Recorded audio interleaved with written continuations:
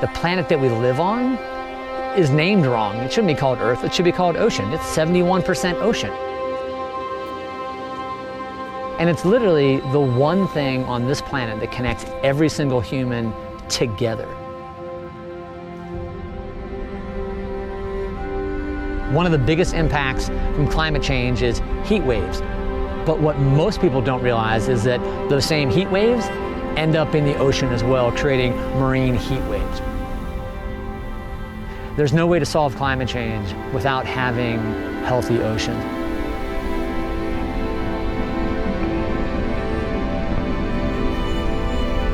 Most people sort of take the ocean for granted, and it is literally the life force on this particular planet.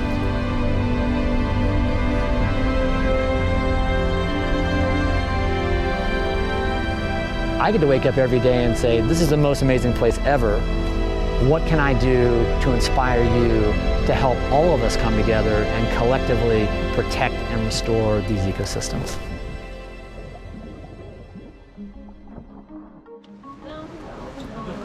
Insane.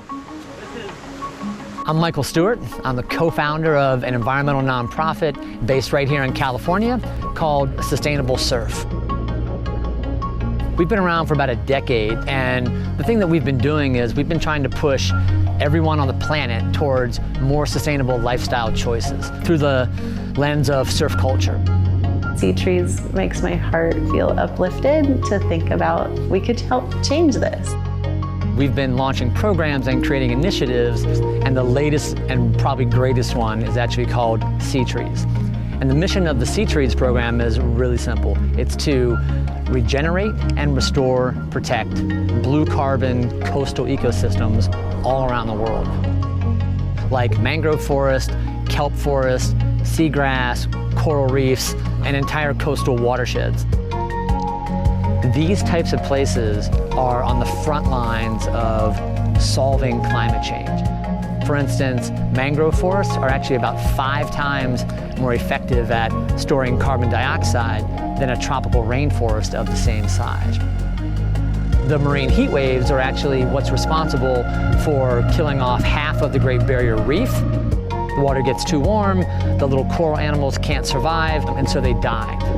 Here in California, a similar thing has actually been happening. The predators for the purple sea urchins basically disappeared, and the purple spiny sea urchins exploded in population, and within about a year or two, they had eaten the kelp forest down to almost nothing. 95% of the habitat in Northern California has been wiped off the map. That's actually one of the key things that we focus on with our SeaTrees program is that kelp forest ecosystem. So today we're going to be going to the project that we support at Tankers Reef in partnership with Reef Check California and Keith Rootstort of Giant Kelp Restoration. And we've also invited our big wave ambassador from Santa Cruz, Tyler Fox. Welcome to the site. Yeah, we're going to go out here to the site that we worked on, and we're going to check out the urchin barrens and what we've been working on and learn how to cull urchins. The ocean needs our help, unfortunately. More marine heat more often, and we have to go and sustain the kelp. So for the kelp forest, how do we repair it back healthy again and thriving? Once the urchins are actually taken care of and they're culled back to the correct population size, then the kelp can actually start to regrow and it can come back. In the SeaTrees California Kelp Forest Program, we're using volunteer citizen science divers to actually go underwater and do the work of culling the purple sea urchins back to their correct population size.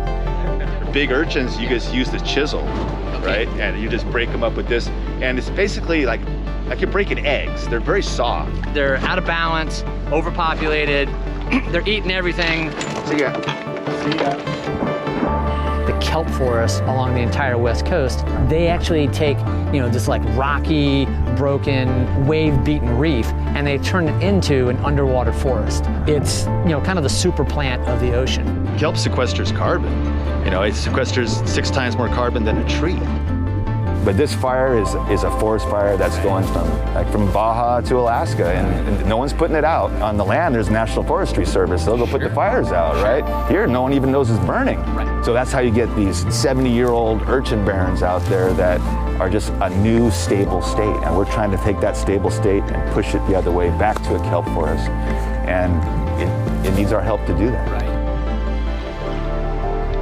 Whatever little bit of nutrient that might be in these urchins, which are essentially like empty eggshells, the fish are there and they eat it up, and all of that carbon and the nutrients actually stays within the ocean system, and it provides that first meal for things to actually come back from.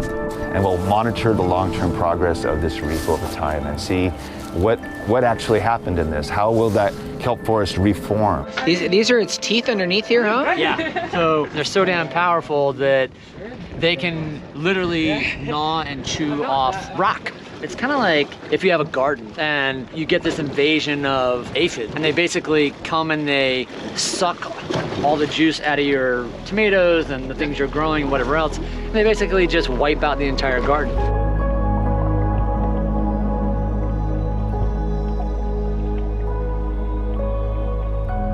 The crazy thing about kelp is that it can actually grow up to 12 to 14 inches every single day. A kelp forest that's barren, full of urchins, remove the urchins, and you can literally grow a healthy kelp forest back within about 3 to 6 months. There's no other type of conservation work that we can do that's actually faster than that. When you protect and you preserve these ecosystems, it's not just carbon that they sequester, they do everything else. So they enhance biodiversity, they clean the water, they make for great fisheries, they're economic engines.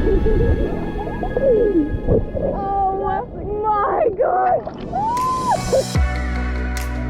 So one of the things that makes the SeaTrees program different than most other environmental conservation programs out there, we've essentially built SeaTrees as like an online retail platform. People can come and plant 10 mangroves and restore 10 square feet of kelp forest and things like that. It allows us to actually work with cool artists to produce t-shirts and hats and pins that have this environmental give back that's super direct. Being able to at least plant a sea tree for every board that's made, encouraging people to do more. We know what the solution is, and step one is actually getting you involved. We're talking about millions of people taking billions of actions in how they live their lives, get their energy, get their food. That really is the change that this planet needs.